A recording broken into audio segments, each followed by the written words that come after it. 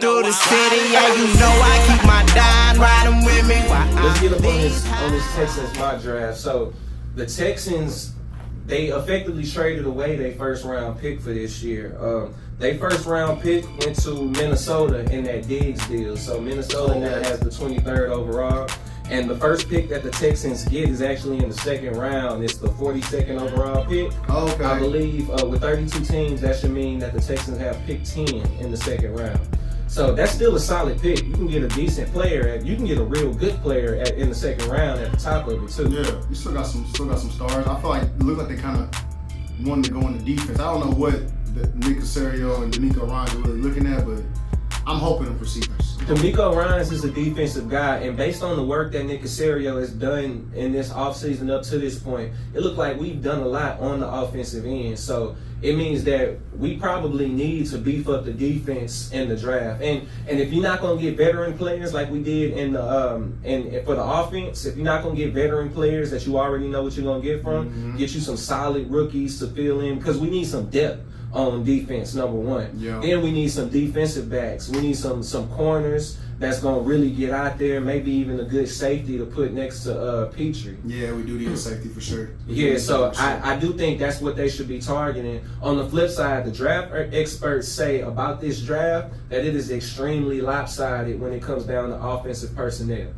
So you're going to be able to find good offensive players maybe going deep into the third round of this draft, while the defensive players are going to be few and far when it comes down to finding some real good ones that are already at the level to start when that come out of the draft. That makes us sound like we're set up for success, bro. And the reason why is because our offense looks stacked. Yeah. Like stacked. Well, you never know until you see what we do. I have a few reservations about having Joe Mixon and Pierce as our running backs. Although I think we in a good place with them. Yeah. I do think that we might benefit from finding a guy that's overlooked in the second round as well, or the third round. Okay. But not at the cost of a high rated defensive player. You know what I mean? Yeah, I like Joe Mixon though, man. I know. I like Joe Mixon too. Yeah. He put up 1,200 rushing yards last year, so he definitely solid. The thing is, running backs, you've seen running backs come out of the draft and instantly be effective.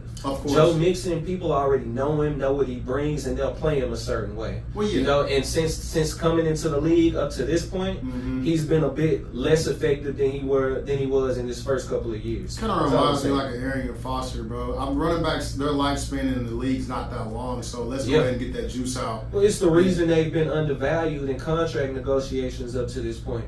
I mean, I guess it is good that we still have Pierce because you still don't know what the ceiling is with him. Yeah. Now, in a few games last year, we failed to get rushing yards, and I think that's what really cost us some of the games on the offensive end. Was on games where we were able to get consistent rushing yards, we put up enough points to win those games. But on games where we struggled running, we didn't put up enough points to win those games. So I do think that giving Pierce another shot at it, you might see a better version of him this year. Yeah, so, I think so. I think so. Like I said, I think the offense looks great. I do think we can add a couple of additions. You know me, I love the Stephon Diggs trade, and the reason why I said we needed that number one. I know was saying was that at from the jump. Yeah, but I think we needed somebody dynamic. Like hopefully he comes in and he's dynamic. That's what I want to see. But yeah, I mean, I think we focus on defense in this draft and see what that brings. And you're right. D'Amico Ryans gonna go for the defensive players. Yeah. He loves to find his guy in the draft, which is what we saw last year. He reminds me of, I was gonna say, he reminds me of like a Deion Sanders. And when I'm bringing that point, he brings guys here. Yeah. Or the same way as Deion's bringing kids to Colorado. Right. He's bringing defensive players. So he's even bringing offensive players. That's a fair point to make. In this draft, the Texans have 9 total picks. But the catcher is, up until this point, GM Nick Caserio has made 18 draft day trades between the last 3 drafts that he's drafted for the Houston Texans. Yeah. So it means that you don't know what it's going to look like, but it's highly likely that he makes trades. Now, in this circumstance, I'm not sure that he's going to trade into the first round. A lot of Texans fans are asking, is Nick Caserio going to trade into the first round?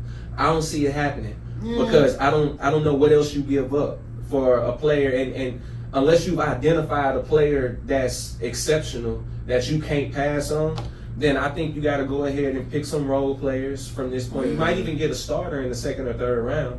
We got 2 picks in the second round and 1 in the third that we got from Philly. I'm scared. I'm actually excited to see what Nick does, bro. After seeing the Will Anderson backdoor behind C.J. Stroud in the draft, I almost lost my mind in the car drive. I did too. No, I was at home. I started yelling. Yeah, scared the hell out of my child. I see you showing me the text. Hey, bro, we got Will, dog. Yeah, what's up? That was crazy watching them boys go ahead and pick CJ. I thought they was gonna mess that up because it looked like Bryce Young was gonna go second up until that point, all the way up until like draft day. It looked like Bryce Young was gonna go first, and then CJ was gonna go second. Then we started getting rumors that the Texans weren't sold on either quarterback. I saw that, and I saw my Facebook memories because I had tweeted initially right after seeing that the Texans are gonna mess this up. You know we need a quarterback. If Davis Mills was the star quarterback this year, I would have had a fit if we passed on CJ. And then seeing what CJ is, like you had to know that something like this was gonna happen if you were watching him. That's all I'm saying. Like they said that he was more polished. They said that he was taller. They said he was more ready to go than Bryce Young was. And now that we have hindsight to look at, it was 100% right. I'm glad they went with him. But the thing is, they could have took him and not gotten another first round pick. They ended up trading up for the very next pick to get Will Anderson, and Will Anderson Jr. ended up playing a hell of a part for us. I think we do something like that again this year. I see us doing nothing crazy because I think the team's kind of in a good spot, but I do see us doing some kind of moving around and seeing if we can get a defensive player, maybe a nice corner. I wouldn't mind another receiver, another like dynamic receiver, but like I'm gonna say I don't see us trading for another player. You don't think so? I don't think so. I see us trading because 9 rookies is a lot to have on the team. I don't see us picking 9 players in this draft. I see us trading some of those draft picks likely for future picks that we have already traded, so we can get them back. And I think that would be the best situation. I did pull up the Pro Football Focus mock draft. Hold on, let me pull that up real quick. See, I'm just gonna cut this part out. I know, that's what I'm saying. All right, I got it. So Pro Football Focus has the Texans taking Javon Bullard from Georgia, a safety with pick number 42. Okay. He's got a C- grade on Pro Football Focus too, so I'm not sure what that means. It's likely a grade on the pick rather than the player, because you wouldn't give the player this pick and he gets picked at this point, like this high in the second round. For people that don't know, the draft is 7 rounds.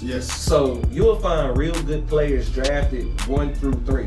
Then you'll find guys that were undervalued drafted after that point, and then you're more likely to find guys who won't stay in the league after that point as well. And people that go undrafted like Tank Dell. Love having Tank Dell. Yeah, man. Love how that happened. It's a great story. I really hope they keep CJ in the room too. Even if we picking primarily defensive players, I think we could use some help on the O-line. If they could target an O-lineman that's going to be undervalued at that point, I would love to see us take an O-lineman. Yeah, especially you're right. We do take some hickeys every once in a while during the season. One O-lineman goes down, they start shifting people around. It's like, bro, I hate that. We always dealing with injured linemen.